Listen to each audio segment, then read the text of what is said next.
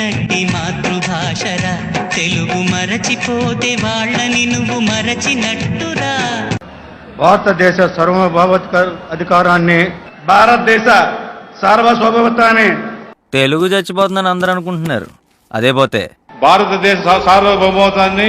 పక్క రాష్ట్రాల వారు భాష అని చచ్చిపోతుంటే మీరు తెలుగు చచ్చిపోవాలనుకుంటున్నారు. భారతదేశ సార్వభౌమాధికారాన్ని, భారతదేశ సార్వభౌమ నాకు ఈ టార్చర్ ఏంట్రా బాబు. భారతదేశ సార్వభౌతికారాన్ని భారతదేశ సార్వభౌమికారాన్ని.